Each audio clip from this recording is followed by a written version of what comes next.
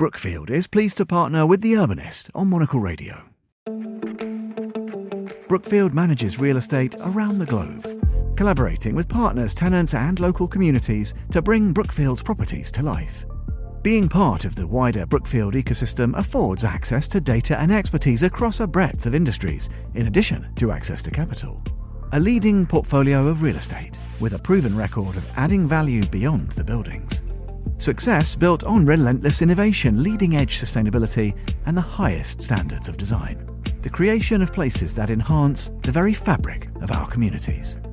Brookfield, real estate reimagined.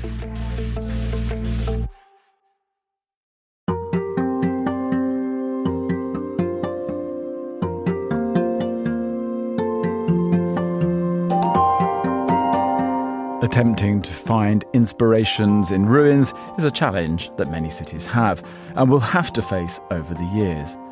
For Budapest, a section of the Hungarian capital's Jewish quarter, which lay in ruins, gave birth to one of the city's most exciting mixed-use hospitality venues. You're listening to Tall Stories, Monocle production, brought to you by the team behind The Urbanist. I'm Andrew Tuck.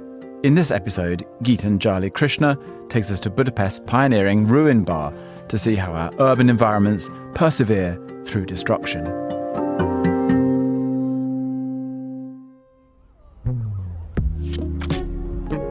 In a narrow lane in the Jewish quarter of Budapest, there is a large, derelict building.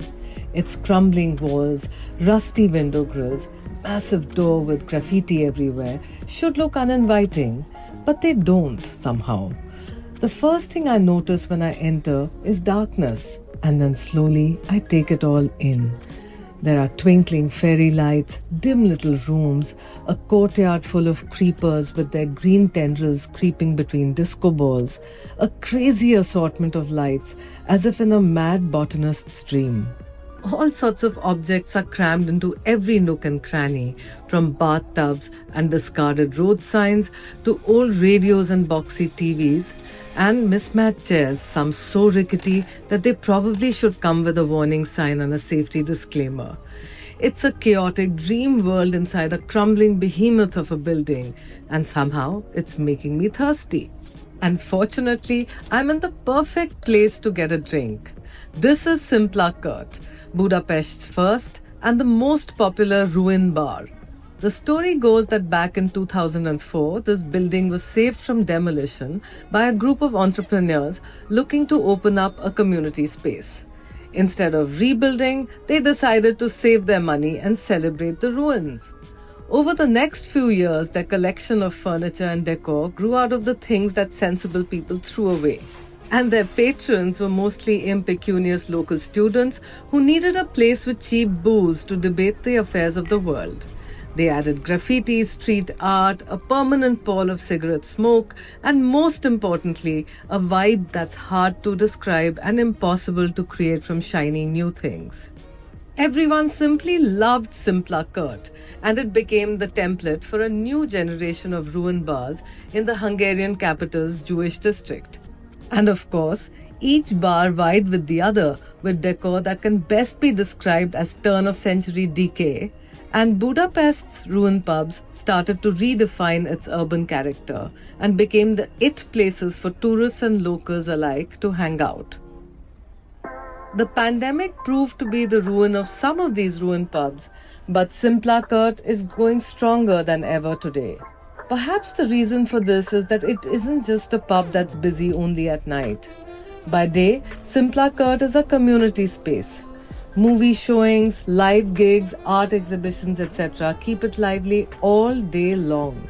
You can drop by in the afternoon to hunt for knickknacks at its flea markets, or go on a weekend morning for some locally made cheese, salami, jam, and even fruit from its weekly farmers market. When you walk around its various nooks and crannies, you feel like an explorer, discovering messages on the walls hidden in graffiti. You'll hear a dozen languages being spoken all around, a testament to its popularity with the tourists. It's easy enough to find a quiet spot to observe the action during the day. There are several different rooms, each serving different beers and cocktails. And on the first floor, again seemingly derived from a botanist's fever dream, there are pink plastic flamingos amid lush greenery for you to feast your eyes on. At this point, if you find a three-legged stool or a bench that has definitely seen better days, I'd advise you to park yourself on it and don't let go. Because from 5 p.m. on, the farmers, the crafters and the families start to leave and the bar starts to fill up. Peep down from the window to the street below and you'll see a long line of hopeful pub crawlers all waiting to be let in.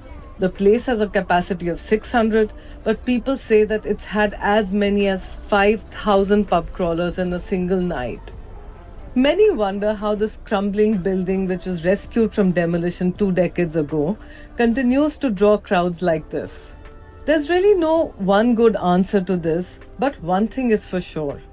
Szimpla Kert's popularity makes the new seem overrated and the shiny passé.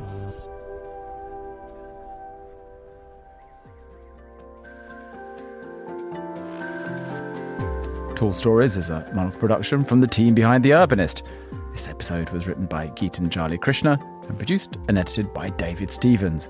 Be sure to subscribe to the podcast to receive new episodes every week. I'm Andrew Tuck. Goodbye, and thanks for listening, City Lovers.